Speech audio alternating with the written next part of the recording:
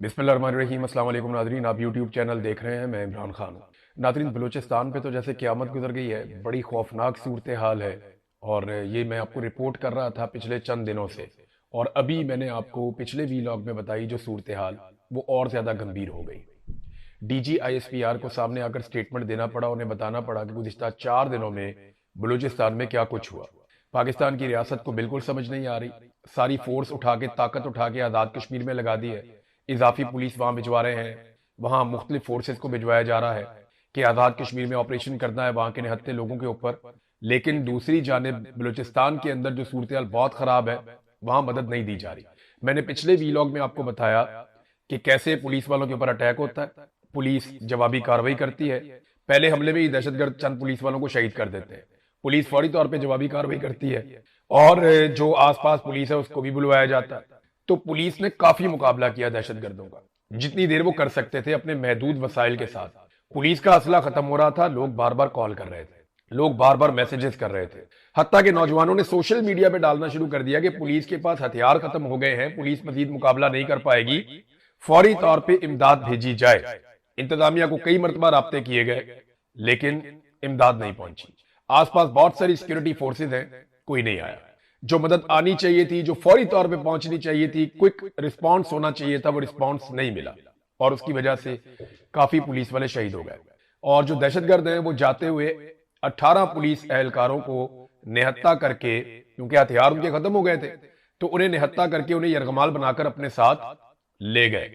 और आज खबर ये आई है कि उन 18 पुलिस एहलकारों को भी जो यरगमाल थे, शहीद कर दिया गया। ऐसे दहशतगर्द किसी किस्म की भी रियायत के मुस्तहिक नहीं है, उन्हें रियायत मिलनी भी नहीं चाहिए। उनके खिलाफ बदतरीन ऑपरेशन होना चाहिए, और उन्हें बिल्कुल उसी जबान में जवाब देना चाहिए जिन्होंने निहत्ते मगवी पुलिस एहलकारों को शहीद किया। यानी वो लड़ तो नहीं रहे थे ना, वो निहत्ते थे, मगवी थे, और उन्हें शहीद कर दिया गया। अब डीजी ISPR ने ना दो चीजें ऐसी कही जिसपे मैं हैरान हो गया कि वो कह रहे हैं और कोई सवाल ही नहीं करता, उनसे पूछता ही कोई नहीं है कि आपने ये क्या कह दिया। एक, वो ये कह रहे हैं कि उस रात जब पुलिस की दहशतगर्दों के साथ लड़ाई हुई थी तो दहशतगर्द फरार हो गए थे अपनी लाशें छोड़कर। लेकिन सेम टाइम में वो ये कह रहे हैं कि दहशतगर्द जाते हुए 18 पुलिस एहलकारों को यरगमाल बनाकर अपने साथ ले गए। अब ये दो खबरें एक साथ तो हो ही नहीं सकती। यानी एक तरफ कह रहे हैं कि दहशतगर्द फरार हो गए, लाशें भी छोड़ के भाग गए, लेकिन जाते हुए 18 पुलिस एहलकारों को यरगमाल बनाकर साथ ले गए। अब ये कैसे हो सकता है? फरार होने वाला तो एक आदमी को भी साथ यरगमाल बनाकर ले जाए तो बहुत बड़ी बात है, और अगर कोई हथियार फेंक कर लाशें छोड़कर भागा है तो वो यरगमाल कैसे बनाकर ले जा सकता है? तो जो मैंने मकामी जराये से बातचीत की वो मुझे ये बताते हैं कि वहां पे दहशतगर्दी हुई है बड़ी खौफनाक, और कोई भी नहीं पहुंचा। दहशतगर्दों ने पुलिस वालों का सफाया किया और उनके ऊपर बहुत बुरा कत्लेआम किया, और फिर बाकी पुलिस वाले जो वहां मौजूद थे, जब उनका एमुनिशन खत्म हो गया तो उन्हें घेर लिया, और घेर कर उन्हें साथ लेकर चले गए यरगमाल बनाकर। ये वो कार्रवाई हुई है जब वहां कोई मदद नहीं पहुंची, कोई सरकारी कुमक नहीं पहुंची। इजाफी कुमक जो है वो कश्मीर में तो फटाफट पहुंच जाती है, इलेक्शन में धांधली कर दी हो तो फटाफट पहुंच जाती है, इमरान खान के खिलाफ कार्रवाई करनी हो तो फौरन इजाफी कुमक मौजूद होती है। अगर आज पाकिस्तान तहरीक इंसाफ का कोई एक बंदा जलसा अनाउंस कर देना उस इलाके में जहां पे ये दहशतगर्दी हुई है, तो फटाफट इजाफी कुमक पहुंच जाएगी, हर तरफ से आ जाएंगे निकलकर। लेकिन जब पुलिस वाले वहां पे शहीद हो रहे थे, निहत्ते हो रहे थे, उस वक्त इजाफी कुमक नहीं पहुंची। ये शिकवा बार बार इलाके के लोग कर रहे हैं। फिर वो यरगमालों को ले गए बनाकर साथ अपने 18 लोगों को, और उनको शहीद कर दिया। इससे बड़ा जुर्म कोई और हो नहीं सकता। रियासत की जिम्मेदारी है कि उन्हें निशाने इबरत बनाया जाए। फिर एक और दहशतगर्दी का वाकया होता है। 27 पुलिस एहलकार यहां पे जम भक हो गए। फिर फोर्सेज के ऊपर एक और अटैक हुआ, और ये आज के दिन में हुआ। 11 जवान मजीद शहीद हो गए।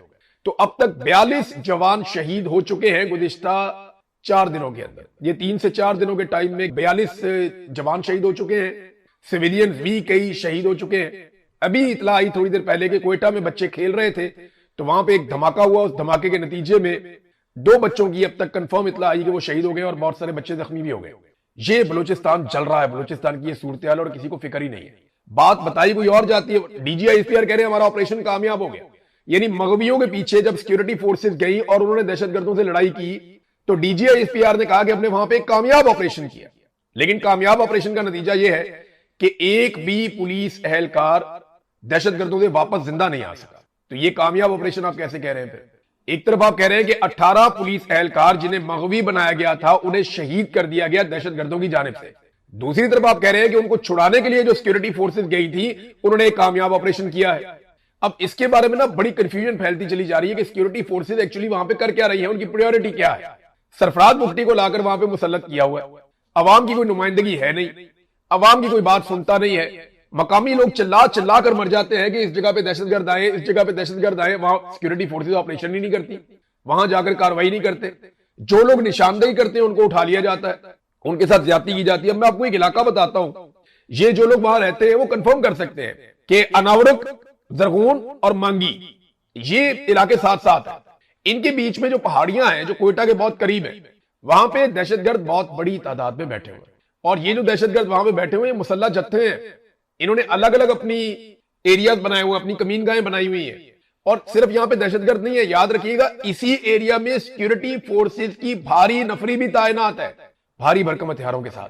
तो सिक्योरिटी फोर्सेस भी वहां पे बहुत तगड़ी है और दहशतगर्द भी वहां पे तगड़े होते चले जा रहे हैं, चाहे वो बीएलए है चाहे वो टीटीपी है। तो ये बहुत बड़ी तादाद में है। मकामी लोग कह रहे हैं कि ये कैसे मुमकिन है कि वो पुलिस के ऊपर आकर अटैक करते हैं। और पुलिस क्या कह रही है, मुझे एक पुलिस वाले हैं दोस्त, मैं उसका नाम नहीं ले सकता, उसके लिए बहुत प्रॉब्लम हो जाएगा, सीनियर ऑफिसर है, उसने मुझे राब्ता किया, उसने कहा जी पुलिस में बहुत बड़ी मायूसी फैल रही है बलूचिस्तान में। पुलिस ये कहती है कि हमें फ्रंट लाइन पे लड़ने के लिए रखा हुआ है, हम मुकाबला करते हैं, हमारी मदद नहीं आती और हमारी लाशों को ओन भी नहीं किया जाता बाद औकात, और हमें अकेला भी छोड़ दिया जाता है मरने के लिए। तो ये क्या सूरत बन गई है। और देखें जो लोग शहीद हुए ना वहां पे, याद रखिएगा ये बलूचिस्तान के बच्चे हैं। जितने लोग यूनिफॉर्म में शहीद हुए ये बलूचिस्तान के बच्चे थे। कोई पश्तून है बेचारा, कोई बलोच है, और ये डीजी आईएसपीआर ने खुद कहा कि ये वहीं के रहने वाले हैं जो शहीद हो गए। आज एक फातह ख्वानी हो रही थी, वहां पे मेरे कुछ दोस्त गए, उन्होंने जाके फातह ख्वानी की, वहां जाकर बातचीत की, तो उन्होंने सबने शिकवा किया इस बात का कि अगर पीछे से ताजा कुमक पहुंच जाती या मजीद हथियार आ जाते तो ये लोग ना यरगमाल बनते और ना ये लोग शहीद होते। लेकिन मकामी जो पुलिस वाले हैं या जो सरकारी अफसरान हैं या एहलकार हैं, उनकी हिफाजत का कोई बंदोबस्त ही नहीं है और कोई मुकाबला करने के लिए आता भी नहीं उस वक्त जिस वक्त वो अभी थोड़ा सा पहले ईद के दिनों में जो हुआ वो तब से लेकर अब तक एहतजाज जारी है।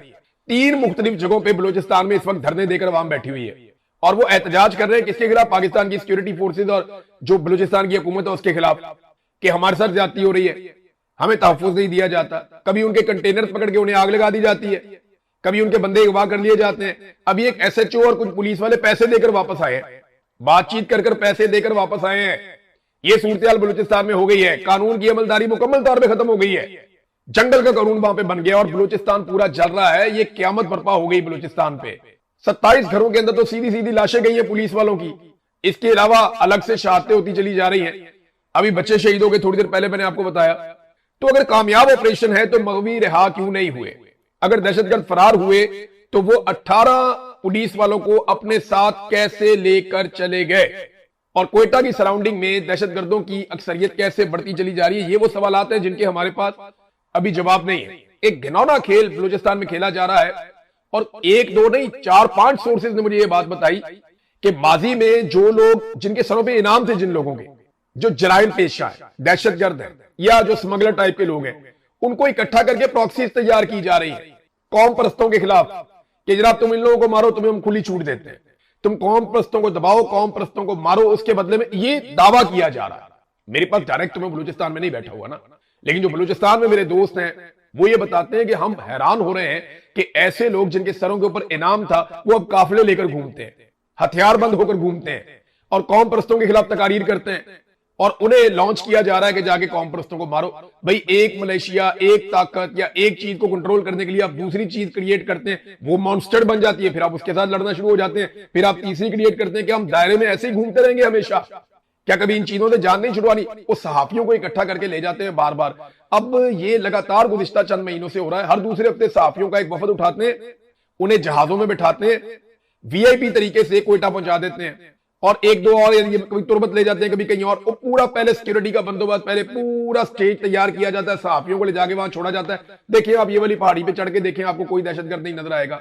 ये देखिए आप ये वाली जमीन पे चल, और बलूचिस्तान इतना बड़ा है कि आप गाड़ी चलाए ना तो आप कई दिनों से खत्म नहीं कर सकते। आप तेज तरीन गाड़ी भी चलाए ना तो आप कई दिन बलूचिस्तान पूरा नहीं फिर सकते, इतना बड़ा बलूचिस्तान है। एक कोने से दूसरे कोने में जाने में आपको 24 घंटे लग जाते हैं। और वो इतना चौड़ा है, इतना बड़ा है बलूचिस्तान, बहुत दूर दराज इलाके हैं वहां पे। तो किसी एक एरिया में थोड़ा सा आप अमनो अमान कायम करके 10 20 30 किलोमीटर में आप सहाफियों को ले जाके वहां कहते हैं देखो जी कितना अच्छा है, वहां पे मकामी लोगों को बिठा के जी बात करें इनके साथ, आप वो इमेज बिल्डिंग कर रहे हैं। उनको लेकर जाओ, उन धरनों के अंदर मिलवाओ वहां पे लोगों से, उनसे पूछें वो के मसाइल क्या है, हालात क्या है। वो जो धरनों में लोग बैठे हुए उनकी बात सुनता ही कोई नहीं, कोई मीडिया उसको रिपोर्ट नहीं करता, किसी सहाफी को वहां जाने नहीं देते। वहां लेकर जाए ना जहां पे लोग धरने देकर बैठे हुए हैं, चमन के पास लेकर जाएं जहां पे लगातार ड्रोन हमले हो रहे हैं, लड़ाई बढ़ती चली जा रही है, वहां लेकर जाएं। बॉर्डर के साथ साथ फिर आए जहां पे ये सारी कास्ट लगी हुई है, जहां पे सारी की सारी मंशियात की कास्ट हो रही है, वहां लेकर जाएं। ब्राह्मचा की मंडी में लेकर जाएं जहां पे मंशियात की सबसे ज्यादा फैक्ट्रियां और पूरी दुनिया में मंशियात वहां से स्मगल होती है, वहां लेकर जाएं जहां पे कोकीन बनती है, वहां लेकर जाएं जहां पे अफीम बनती है, वहां लेकर जाएं जहां पे चरस और गांजा बनता है, वहां लेकर जाएं जहां पे आइस तैयार होती है। उन जगहों पे नहीं लेकर जाएंगे, ये लेकर जाएंगे वहां पे जहां थोड़ा सा एरिया बनाएंगे बेहतरीन टिप टॉप करके, वहां ले जाके साफियों कहते हैं कर दो, कभी बर्तानिया से ले जाते हैं, कभी यहां से ले जाते हैं, कभी वहां से ले जाते हैं, मुफ्त के टिकट देते जा रहे हैं, आओ जी आपको हम लेकर जाते हैं उन इलाकों में, जाकर आप बताएं बहुत अमनो अमान है। 42 लाशें गिरी है अभी मेरे लोगों की, कितना अफसोसनाक है। और ये सिलसिला कैसे खत्म होगा, ये सवाल सारे पूछते हैं कि जनाब इसका हल क्या है। देखिए अगर दहशतगर्दी आपने खत्म करनी है ना, तो आपको एक आजाद खारजा पॉलिसी भी चाहिए, एक आजाद दाखिला पॉलिसी भी चाहिए। आपको ताकत और डंडे के साथ सोचना बंद करना पड़ेगा। जितने भी सियासी कैदी हैं मारंग बलोच समेत, उन सबको आपको रिहा करना पड़ेगा। जबरी तौर पे जितने लोगों को लापता किया है उन तमाम लोगों को या तो रिहा करना पड़ेगा या उनकी लाशें उनकी खानदानों के हवाले करनी पड़ेंगी। उसके बाद बलूचिस्तान के वसाइल बलूचिस्तान के अवाम के ऊपर खर्च करने पड़ेंगे।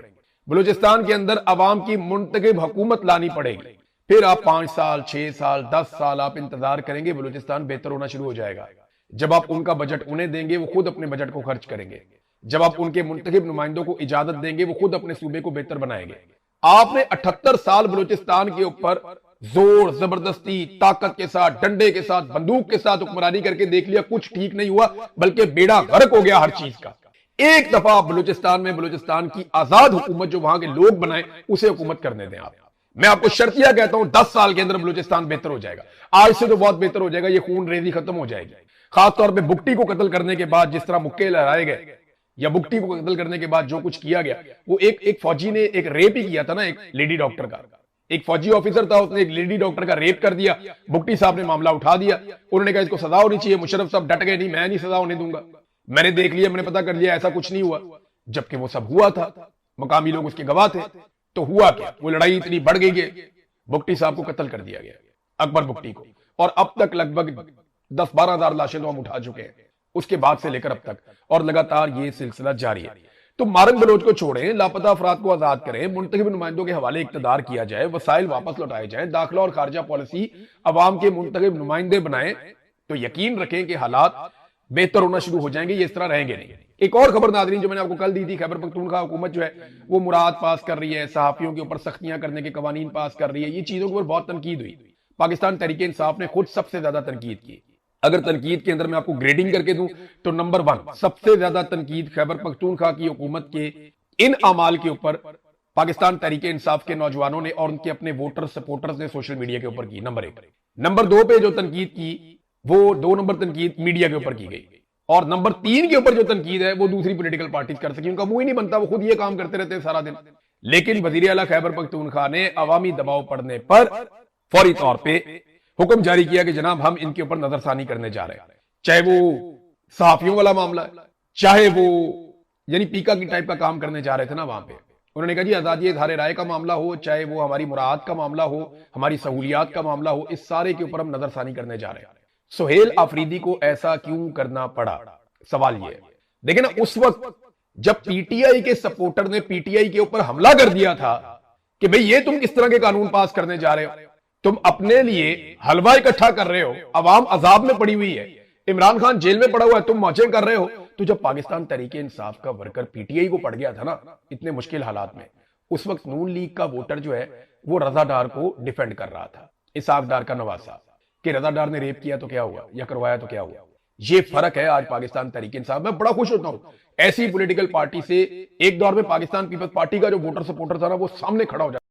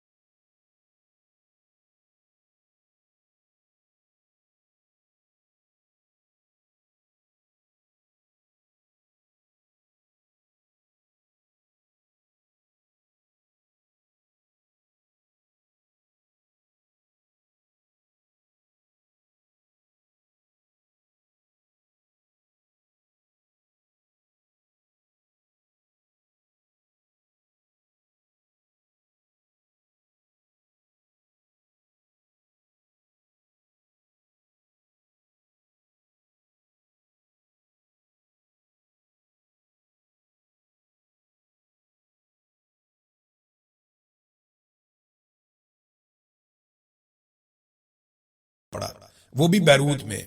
इस बात ने मुझे शदीद गुस्सा दिलाया है। ट्रंप ने कहा कि उन्हें एक फोन कॉल मौसूल हुई जिसमें कहा गया कि इसराइल बैरूत पर हमला कर रहा है, और ये इस वक्त से 1 घंटा पहले हुआ जब हम मुआहदे पर दस्तखत करने वाले थे। उन्होंने मजीद कहा कि मुझे यकीन नहीं आ रहा कि ऐसा हो रहा है, ये बहुत बुरा हुआ है।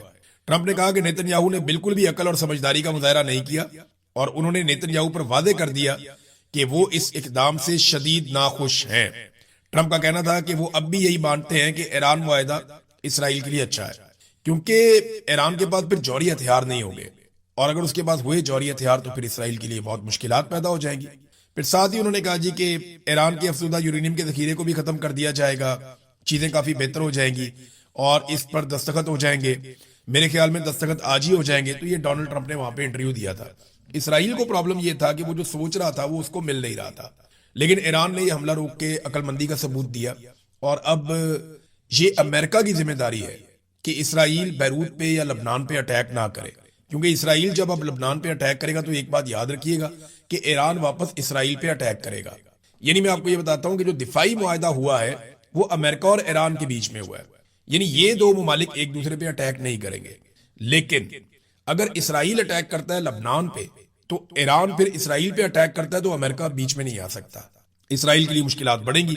अमेरिका आएगा तो सही बीच में, लेकिन फिलहाल फौरी तौर पे अब अमेरिका एक नई जंग में नहीं जा सकता। अमेरिका ने इस जंग में हासिल क्या किया, यह है सबसे बड़ा सवाल।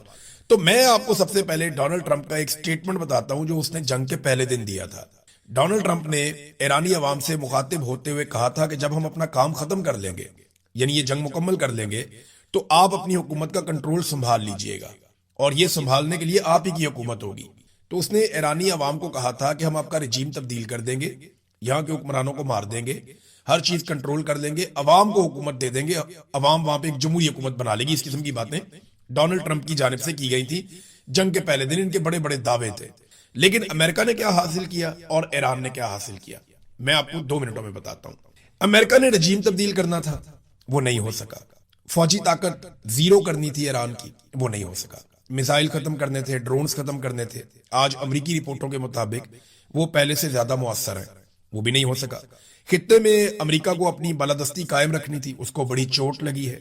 इत्तहादी अमेरिका के बड़े अहम, खास तौर पे जो नेटो इत्तहादी थे, वो अमेरिका ने बहुत हद तक खो दिए हैं। दुनिया का अमेरिका के ऊपर जो एतमाद है वो मुतजलजल हुआ है। अमरीकी चौधराहट जो है वो भी खतरे में पड़ी है।